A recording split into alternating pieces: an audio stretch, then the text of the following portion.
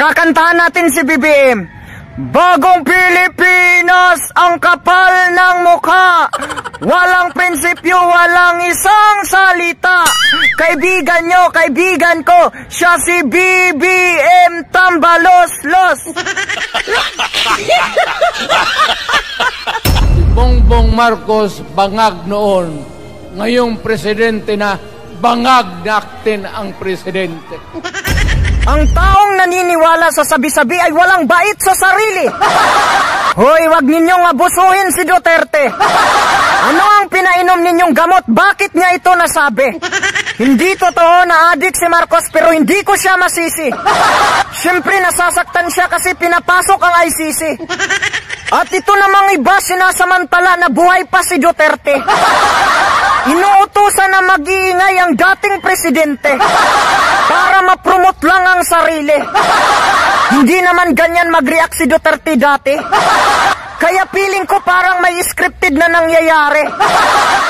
Subalit kung ako ay nagkakamali, ang paghihiwalay ng Mindanao sa Pilipinas ay ating pag-uusapan. Hindi lang naman Mindanao kundi pati sa Luzon marami ang nahihirapan. Kaya kung nagtatampo ka sa Pangulo, idaan natin sa tamang paraan. Mahal na Pangulo, utang namin sa iyo ang kapayapaan.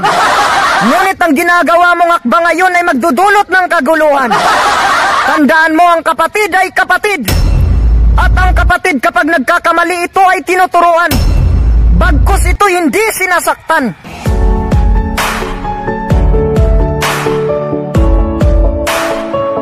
Kakantahan natin si BBM. Bagong Pilipinas, ang kapal ng mukha. Walang prinsipyo, walang isang salita. Kaibigan nyo, kaibigan ko, siya si BBM Tambalos-los. Alam nyo ba kung bakit walang prinsipyo? Kasi ayaw niyang pagsabihan ang mali porki kamag-anak ang nakapwisto. Nagpapanggap na mahina, mapatunayan lang na mabuti siyang tao. Ayaw ituwid ang mali, mapatunayan lang sa mga dilawan na hindi siya katulad ng kanyang ama na istrikto. Ang hindi niya alam, yung ginagawa ng kanyang ama, yun pala ang ating gusto. Kung ginagawa mo yan para maging kaibigan ang mga dilawan, pues mga dilawan ang magtatanggol sa'yo. Yung dati mong taga-suporta, pinabayaan na kayo.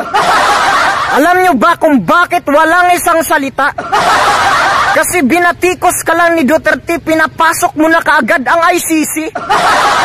Sa pagpapalibing ng iyong ama, kinikilala ang inyong kabayanihan. Oo, totoo, ang utang na loob ay hindi binabayaran.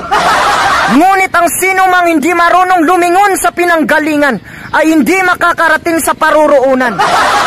Kaya naisip ko ngayon, ano ba dapat ang piliin natin? Pati ako naguguluhan. Ang masasabi ko lang sa iyo, si Duterte matanda na yan. Nakikiusap ako sa inyo, wag nyo nang patulan. Ang mga sinasabi niya ay para sa iyong kabutihan.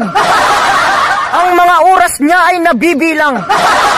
Maturuan ka man lang bago siya mamaalam. Kaya't wag ninyong isuka ang katotohanan. Binigyan ka ng aral pero iba ang iyong pinakikinggan. Huwag tayong magbanal-banalan. Dahil ang tunay na kabanalan ay may isang salita at paninindigan. Ang mga masasakit na salitang binibitawan, tanggapin natin ang maluwag sa kalooban, sapagkat yun ang magtuturo sa atin sa tamang daan. Huwag kang maliligaw sa matatamis na kaligayahan, sapagkat yun ang magdadala sa iyo sa kasamaan. Ang taong ito'y hindi sakim sa kapangyarihan at hindi madamot sa katalinuhan, kaya't kayo'y pinapangaralan. Sa mga nagsasabi na nagpapabango lang siya sa kanyang pangalan, ipagpaumanhin nyo kung kayo'y masasaktan. Ngunit ang totoo'y ang babaw ng inyong kaisipan. Again, mahal na Pangulo, maraming salamat sa tiwala. Kung ano yutos siya sa akin, magmula sa puso ko, susundin ko po. Saludo ako sa iyo, Idol Willie Revillame, sa isang nakakaiyak na speech mo para sa ating mahal na Pangulong Rodrigo Duterte.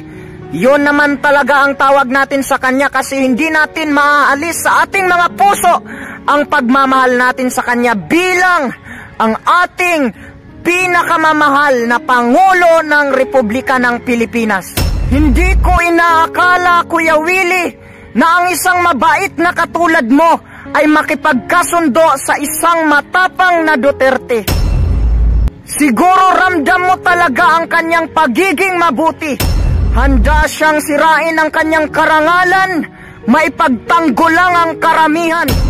Hindi tulad ng iba dyan na nagduwag-duwagan kasi takot mabas ang kanyang pangalan.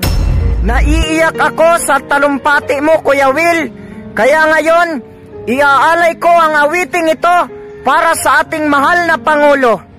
Tatanda at lilipas rin ako, ngunit merong Rodrigo ang mag-iiwan ng pagmamahal sa inyo. Ang alaala ang magbibigay gabay sa mga Pilipino laban sa mga nang-aabuso, tao man o politiko.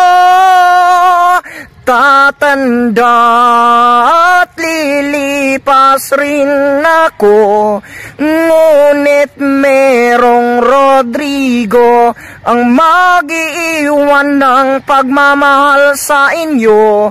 Ang alaala ang magbibigay gabay sa mga Pilipino laban sa mga nang-aabuso, tao man o politiko.